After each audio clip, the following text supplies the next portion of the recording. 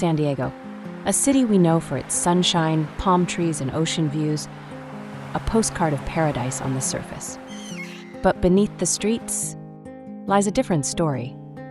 There's a hidden world below this coastal city, a forgotten underworld of tunnels, sea caves, lost cemeteries, Cold War bunkers, and smuggling routes. Some of it is sealed off. Some of it is toxic. And some of it might change what we thought we knew about history. Sandiego didn't just grow. It was built, rebuilt, and layered over again and again.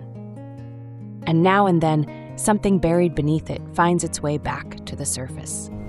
Because not everything underground stays silent. Some things remember. On the surface, Sandiego looks clean and modern. But just beneath the streets, the past begins to press upward through the cracks. There's an entire layer of forgotten infrastructure down there. Century-old gas lines, water mains from the early 1900s, and electric grids laid out after World War II, all remnants of a growing city's hidden foundation. Occasionally, when construction crews start digging for new buildings or street repairs, they stumble across unexpected artifacts. Rusting rail tracks, bricked-up tunnels, even ancient objects that no one can explain. Each one is a clue, a small reminder that Sandiego hasn't just been built once. It's been buried, rebuilt, and layered over again and again. And sometimes what seems like a quiet neighborhood street is actually resting on a collapsed storefront, a forgotten tunnel, or even a grave. This isn't a city that simply rose up. It's a city that buried its past and then built right over it.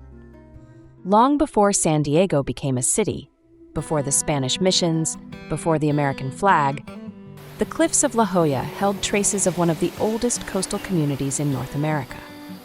In the early 20th century, archaeologists uncovered burial sites, stone tools, and handmade shell beads embedded in the earth.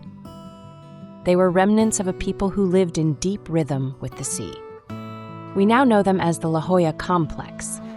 Their story began nearly 9,500 years ago. One of the first to study them was Malcolm J. Rogers, a pioneering archaeologist who referred to these early residents as the Shell Midden people, named for the dense layers of discarded shells they left behind. Layers that told a quiet story of daily life, of rituals, and of a deep reliance on the ocean. Their tools were simple, but precise. Grinding stones were used to prepare food, deliberately arranged burial grounds, and tiny ornaments crafted from shell, small tokens that once held meaning in a world now silent. These people weren't just surviving, they were thriving long before cities, freeways, or borders existed. And in a way, they were writing the first chapter of Sandiego's story, one layer at a time. In the heart of Old Town Sandiego, tourists stroll past taco stands and gift shops, rarely aware of what lies beneath their feet. In 1849, this was El Campo Santo, one of the city's earliest cemeteries. It held 477 graves, including that of Yankee Jim Robinson, who was famously hanged for stealing a rowboat. But as the city grew, so did its disregard for the dead. By the late 1800s, a streetcar line was built straight through the burial ground. And in 1942, a portion of Sandiego Avenue was paved directly over the cemetery. Some graves were moved, many were not. Today, discrete brass markers embedded in the sidewalk hint at the bodies still buried below. In the 1990s, ground-penetrating radar confirmed more than 20 unmarked graves beneath the road, including the remains of children. Locals speak of cold spots, of flickering streetlights, of car alarms going off without cause. Some believe the spirits are restless. But whether you believe in ghosts or not, one truth remains: this city built its future over its dead. And some of them are still there, just inches below the surface, between the sunlit boardwalk of Mission Bay and the family attractions of SeaWorld, lies a quiet stretch of parkland. Most people walk across it without a second thought, but beneath the grass and palm trees sits one of Sandiego's most dangerous secrets. From 1952 to 1959, this land was the site of the Mission Bay landfill, a dumping ground for everything from household garbage to hazardous industrial waste. Cyanide, acids, solvents. even radioactive materials from the aerospace industry, all discarded into unlined pits with no barrier between them and the groundwater. After it closed, the site was covered with 15 feet of dredged sand and, for decades, forgotten. But the land never truly settled. To this day, methane and hydrogen sulfide gases still seep through the soil. Engineers say the ground is decomposing unevenly, causing roads to crack and shift above it. Plans for hotels and attractions have come and gone. Even SeaWorld once halted expansion because of what's buried here. And still, no full-scale cleanup has ever been done. What looks like open parkland is, in truth, a buried time bomb. A few Sandiegans even realize they're walking on. Tucked behind a small storefront in La Jolla, there's a narrow tunnel carved into the cliffside. Most visitors know it as a quirky local attraction. But the path it follows leads straight into the ocean and into Sandiego's layered past. Sunny Jim's Cave is the only sea cave in California that you can walk into from land, and it didn't get there by nature alone. In the early 1900s, a German artist named Gustav Schultz hired workers to dig a tunnel by hand, 144 steps chiseled through sandstone leading from his shop to the cave below. It opened to the public in 1903 as one of La Jolla's first paid attractions. But during Prohibition, this innocent tourist stop took a darker turn. Locals say bootleggers used the tunnel to smuggle whiskey, opium, and even people. Its discreet access to the sea made it the perfect backdoor for illegal trade. The cave's name? It came from the Wizard of Oz, L. Frank Baum, who thought the cave's opening looked like a cereal mascot called Sunny Jim. Today, visitors still descend those same stone steps, usually unaware they're following the path smugglers once took, and walking through a tunnel carved not just for sightseeing, but for secrets. In 1992, a construction crew digging near State Route 54 uncovered something unexpected. At first glance, it looked like a bone. But when paleontologists from the Sandiego Natural History Museum arrived, they realized it was much more than that. What they had found were mastodon bones. But not just any bones. These showed signs of deliberate breakage. Spiral fractures, stone tools nearby, the kind of damage that suggested someone, or something, had broken them on purpose. The site was later dated to 130,700 years ago. That number sent shockwaves through the scientific world. If the findings were accurate, it would mean that humans, or at least human-like ancestors, were present in North America more than 100,000 years earlier than previously believed. The implications were massive, but so was the skepticism. Some experts argued the fractures could have been caused by natural events, earthquakes, heavy machinery, even erosion. Others pointed out that no known human species, not Neanderthals or Homo erectus, were thought to exist here at that time. Still, the evidence remains. The bone arrangements, the apparent anvils, the undisturbed sediment around the site. Was it a fluke of geology, or a glimpse into a chapter of human history we've never seen before? No one has been able to say for certain. Hidden deep in the hills east of Sandiego lies a place few locals have even heard of: the Sycamore Canyon Test Facility. During World War II, the area was part of Camp Elliott, a Marine training ground. But in the decades that followed, it became something else entirely. A secretive site used by aerospace companies like General Dynamics and Lockheed Martin to test rocket and missile engines during the Cold War. Here, engines for the Atlas and Centaur rockets were fired. Their roars echoed through the canyons, far from public view. Today, those test stands are gone. The concrete has crumbled. Nature has started to reclaim the site. But if you follow Pomerado Road, you'll still find a locked security gate. And sections of the canyon remain fenced off, reminders of what once happened there. What was once a hub of innovation and secrecy is now quiet, overgrown, almost forgotten. But if you stand still long enough, you might still hear the echoes of rockets that once shook the ground beneath your feet. In the late 1800s, Sandiego's Chinese immigrant community faced exclusion, discrimination, and danger. Denied the right to own property or receive protection from the law. They were forced to look inward and downward. Beneath the streets of what's now the Gaslamp Quarter, they began carving out their own spaces. Basements, tunnels, hidden rooms used for storage, safety, and sometimes for secrecy. The Kwong Building, active as early as 1889, held both a merchant store and an opium den. It's believed that below it, like under many buildings in Chinatown, a network of underground spaces allowed people to gather in private, away from threats above. One man, Ah Quin, often called the mayor of Chinatown, helped Chinese laborers find work and dignity in a city that offered little of either. Quietly, he also helped maintain this network below ground. Over time, most of the tunnels were sealed, flooded, or repurposed. But ghost tours and old records keep the stories alive. No one can say for sure how deep the tunnels went, or how many still exist beneath the pavement. But what is certain is that these underground spaces weren't just about hiding. They were about surviving. In the quiet neighborhood of Mission Hills, children laugh and play in a shady park called Pioneer. Most have no idea what lies beneath their feet. This peaceful space was once Calvary Cemetery, a Catholic burial ground established in the 1870s. It was the final resting place for hundreds of Sandiego's early settlers. For decades, it was left to decay. Then, in the 1970s, the city made a decision: turn the forgotten cemetery into a public park. Most of the headstones were removed, but the bodies were left in place.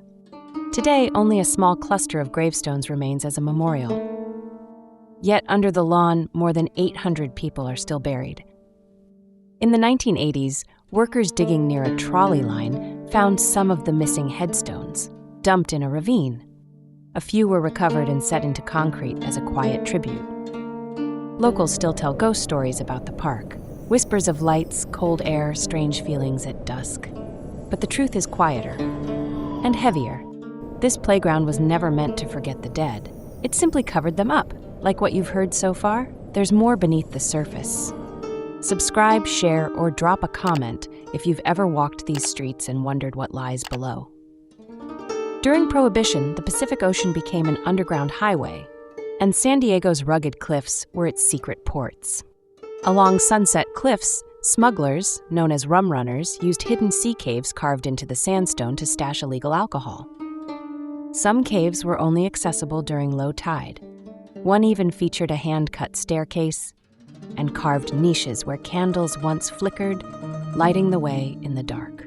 Local legends speak of tunnels connecting the cliffs to homes and businesses above. Most of those have since collapsed or been sealed off, but the stories linger. In the 1930s, a speedboat washed up near Coronado carrying 138 cases of whiskey and the bodies of 2 dead smugglers. Today, these sea caves are mostly unreachable, eroded by time, swallowed by the tide. But if you walk the cliffs at sunset and look out across the waves, remember what once passed through the shadows below. Because long before fortunes flowed through banks and stock markets, they moved through barrels and secrets. In 1971, a man named Nick Connell slipped and fell into a ravine in Torrey Pines. He later claimed that as he lay there, an old, white-haired figure appeared to him and gave him permission to stay. So he did. With only a pickaxe, a Bowie knife, and a screwdriver, Connell carved a home into the sandstone cliffs. 2 rooms, a sleeping platform, shelves, and hand-sculpted murals of angels, pharaohs, and mythical creatures. Over time, his cave became more than a shelter. It became a sanctuary and a gallery. Locals began calling him the Torrey Pines Hermit. But Connell wasn't a recluse. He welcomed visitors, kept a guest book signed by hundreds of strangers, shared stories, even gave small tours of his cave. His home went unnoticed by authorities for nearly 2 decades, until 1988, when a homicide investigation led them to the site. 2 years later, the city sealed the cave with concrete. Most of Connell's artwork was destroyed, but not all. He managed to tear several murals from the walls by hand, saving fragments of the world he had created in stone. His story still echoes through the canyon, faint like a sea breeze on the cliffs. High above the Pacific on the windswept cliffs of Point Loma, stand the remains of a coastal defense most people never notice.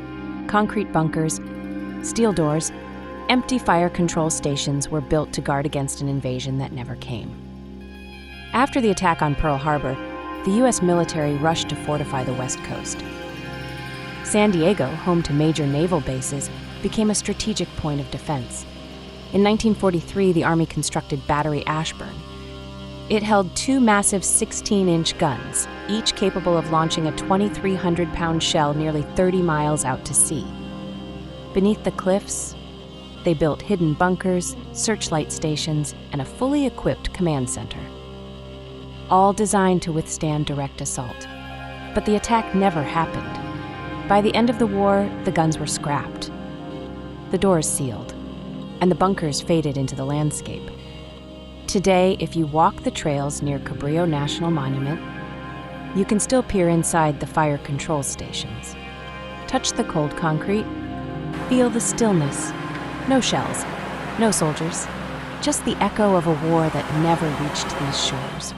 Above ground, most people focus on fences, walls, and checkpoints. But beneath the U.S.-Mexico border, another battle has been unfolding quietly and out of sight. Since the 1990s, authorities have discovered over 180 illicit tunnels connecting Tijuana to Sandiego. Some are simple, hand-dug passages, but others are feats of underground engineering.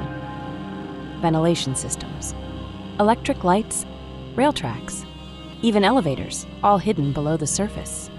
In 2020, officials uncovered one of the most elaborate tunnels ever found.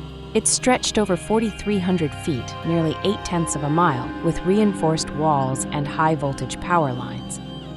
It was traced back to the Sinaloa cartel. But not all tunnels are high-tech.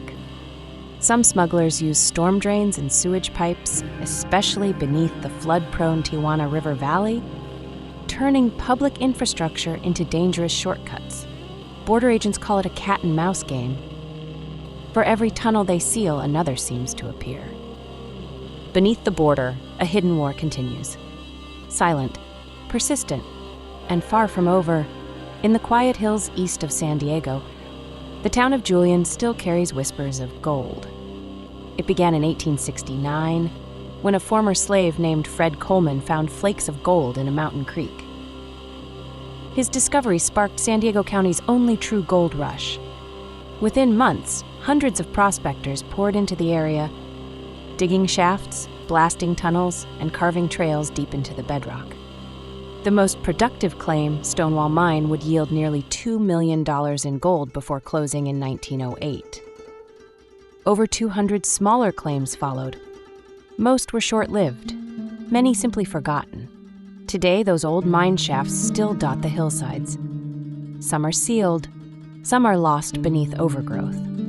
And some, locals say, still hold treasure hidden behind collapsed rock and rusted gates. Treasure hunters still come, armed with old maps, metal detectors, and hope.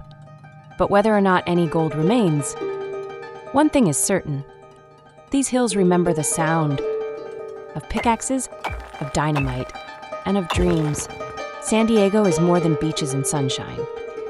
Beneath its streets and behind its postcard beauty lies a city built on secrets. Some are sealed in concrete, some still shifting in the dark. From ancient burial sites to Cold War bunkers, from hidden caves to vanished tunnels, this city has never stood still. It has buried and rebuilt itself, layer by layer, generation after generation. And still, there's more to uncover. Thanks for coming on this journey. Stay curious, because sometimes the real story is the one you can't see.